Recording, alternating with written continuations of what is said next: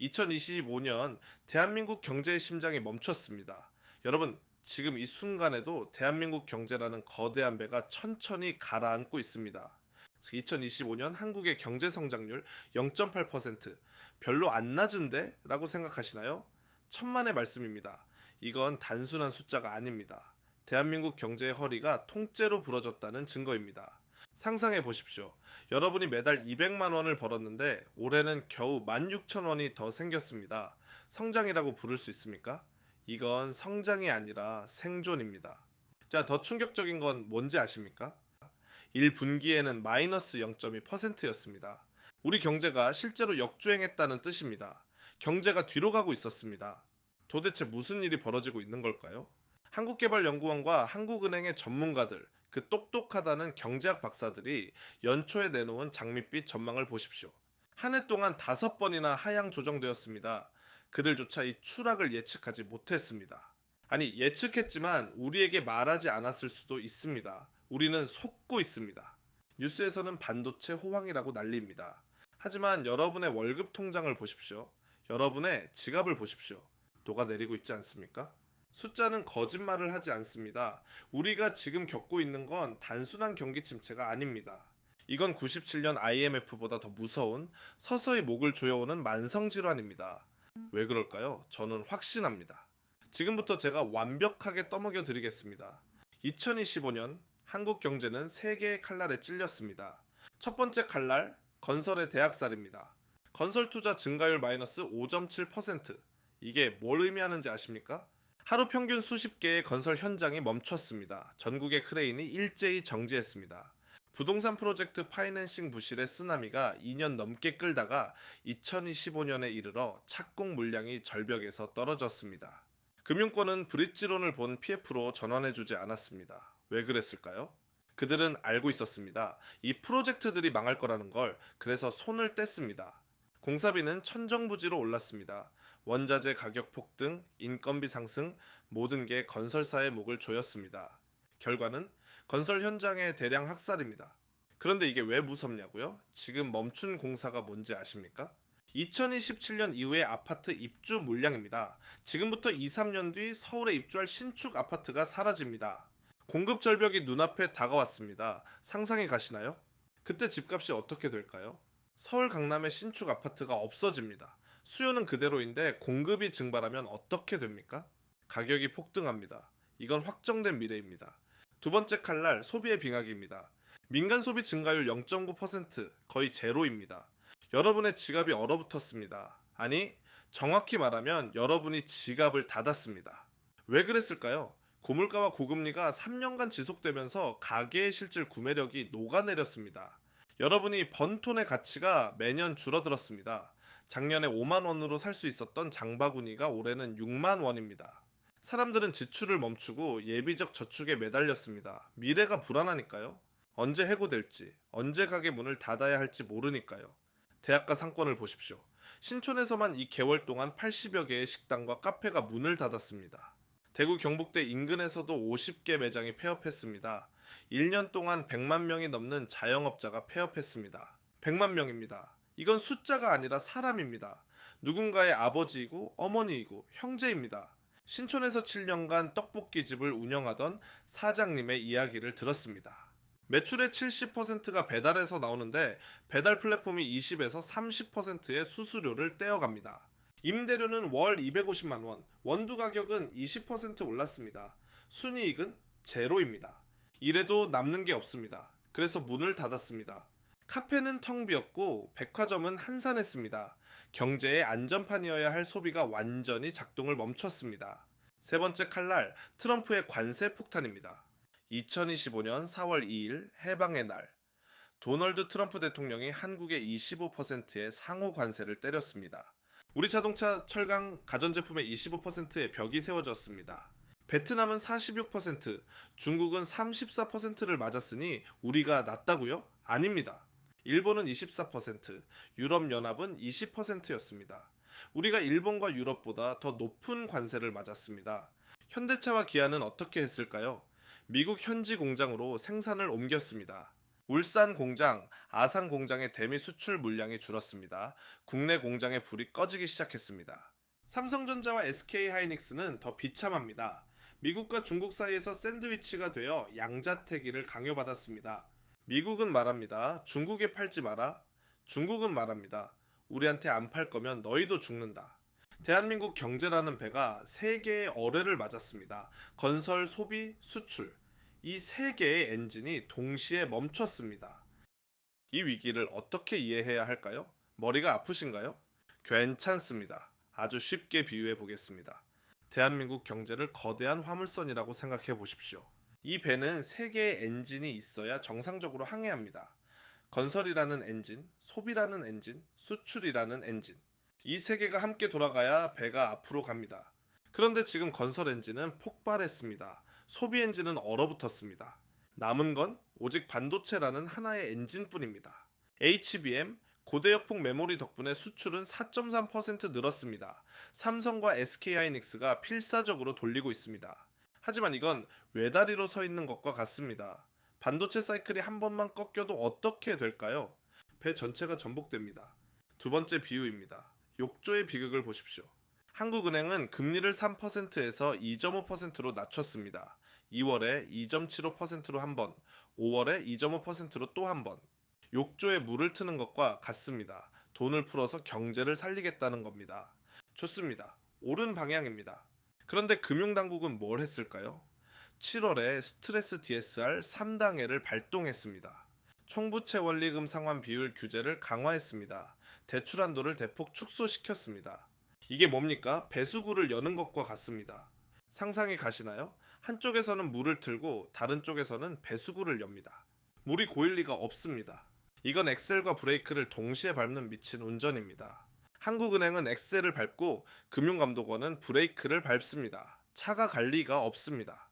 그 결과는 신용도가 낮은 자영업자와 서민들은 제도권 금융에서 밀려났습니다. 금리 인하 혜택은 고신용자들에게만 집중되었습니다. 부자는 더 싼 이자로 돈을 빌리고 가난한 사람은 문전박대당했습니다. 많은 사람들이 지금을 97년 IMF와 비교합니다. 저는 단언합니다. 완전히 다릅니다. 97년은 급성 폐렴이었습니다. 갑자기 왔고 격렬했고 고통스러웠습니다. 기업들이 탈러빚을 갚지 못해 줄줄이 쓰러졌습니다. 하지만 우리 경제의 체력은 튼튼했습니다. 젊은 인구가 넘쳐났습니다. 생산 가능 인구가 매년 늘어났습니다. 환율이 오르자 수출이 살아났습니다. 그래서 1999년에 11% 성장으로 V자 반등했습니다. 2025년은 뭡니까? 당뇨와 고혈압을 동시에 앓는 만성 성인병입니다. 가계부채 1926조 원, 이건 원화 빚입니다. 외부에서 달러를 끌어와도 해결이 안 됩니다. 우리 스스로 갚아야 할 빚입니다. 그런데 갚을 능력이 없습니다. 더 무서운 건 뭔지 아십니까? 우리는 더 이상 젊지 않습니다. 2032년부터 취업자 수가 마이너스로 돌아섭니다. 7년 뒤입니다. 노동력이 증발합니다. 일할 사람이 사라집니다. V자 반등을 할 에너지가 없습니다. 고령화된 사회는 역동성을 잃습니다. 혁신이 사라집니다. 성장 동력이 꺼집니다. 97년이 독감이었다면 2025년은 암입니다. 치료가 가능한 급성 질환이 아니라 장기간 투병해야 하는 만성 질환입니다.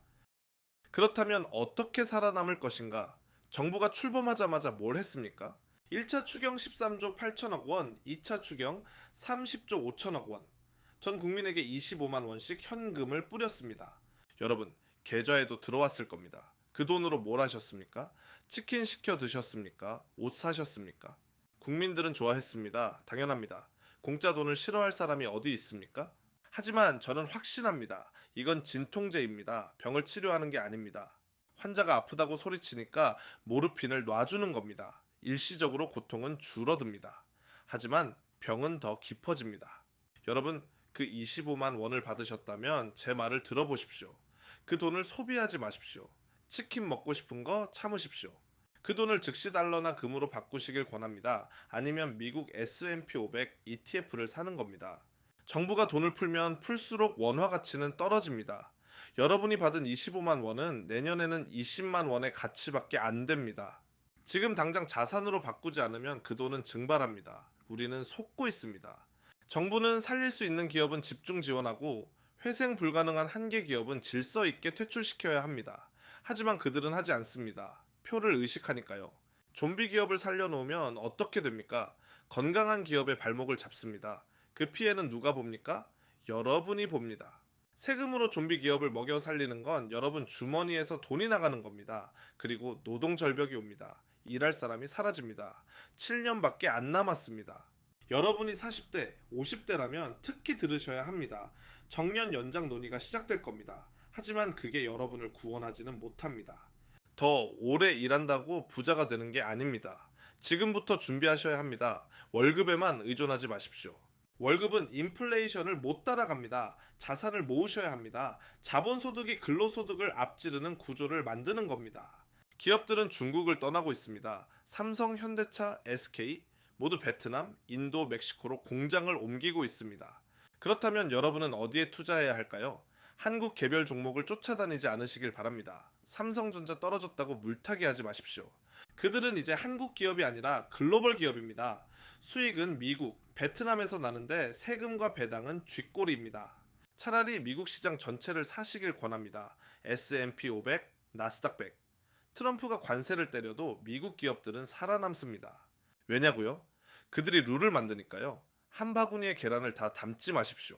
여러분의 포트폴리오를 글로벌로 분산하는 겁니다. 한국 주식 30%, 미국 ETF 40%, 금과 달러 30%. 트럼프가 어디를 때려도 살아남을 수 있게 만드십시오. 저는 확신합니다. 2025년 개인들은 이미 알고 있었습니다. 5대 시중은행의 금고의 판매액이 6,779억 원을 돌파했습니다. 전년 대비 4배 폭증했습니다. 개인 달러 예금은 127억 3천만 달러로 4년 만에 최대치를 기록했습니다. 사람들은 바보가 아닙니다. 원화가 위험하다는 걸 본능적으로 알고 있습니다. 지금 당장 하셔야 할 일을 말씀드리겠습니다. 첫째, 자산의 20%를 금으로 바꾸십시오. 금은 투기 상품이 아닙니다. 달러 가치 하락에 대비한 화재 보험입니다. 집에 불이 났을 때 탈 수 있는 구명보트입니다. 둘째, 자산의 30%를 달러로 바꾸십시오. 원화가 녹아내릴 때 여러분을 지켜줄 방패입니다. 환율이 1,400원을 넘어도 놀라지 마십시오. 더 올라갈 수 있습니다. 셋째, 서울 핵심지 부동산이나 배당주에 선별 투자하십시오. 묻지마 투자는 끝났습니다. 2차전지 관련주 LNF를 보십시오. 테슬라와의 3조 원대 계약이 취소되면서 주가가 폭락했습니다. 배터리 아저씨를 믿고 투자했던 수많은 개인들이 피눈물을 흘렸습니다. 확실한 현금 흐름을 창출하는 자산만 사십시오. 강남 핵심지 아파트, 배당을 꾸준히 주는 우량주, 이런 것들만 담으십시오. 포트폴리오를 이렇게 짜십시오. 금 20%는 기둥입니다. 달러 30%는 기초공사입니다. 우량자산 30%는 창문입니다. 현금 20%는 비상구입니다. 우리는 금융요새를 짓는 건축가입니다. 태풍이 올 때 무너지지 않는 집을 지으십시오. 2025년 0.8%의 성장률은 대한민국이 보낸 마지막 경고장입니다. 2026년은 1.6% 성장이 예상됩니다. 숫자상으로는 회복처럼 보입니다. 언론은 또 호들갑을 떨 겁니다. 경기가 살아났다고. 속지 마십시오. 이건 기저효과일 뿐입니다. 바닥이 너무 낮아서 조금만 올라도 높아 보이는 착시입니다. 진짜 회복은 아닙니다. 우리는 지금 L자형 장기 침체의 입구에 서 있습니다. 여기서 구조 개혁을 하느냐 안 하느냐에 따라 2030년대의 운명이 갈립니다. 정부의 과감한 개혁이 필요합니다. 기업의 혁신이 필요합니다. 그리고 무엇보다 여러분의 냉철한 현실 인식이 필요합니다. 워런 버핏의 말을 기억하십시오.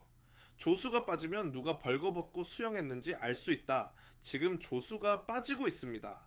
여러분은 수영복을 입고 있습니까? 아니면 벌거벗고 있습니까? 2026년은 새로운 성장 동력을 찾느냐, 장기 침체의 늪으로 빠지느냐를 결정짓는 골든타임입니다. 오늘 여러분이 내리는 결정 하나가 10년 뒤 여러분의 가족을 구원할 가장 위대한 선택이 될 것입니다.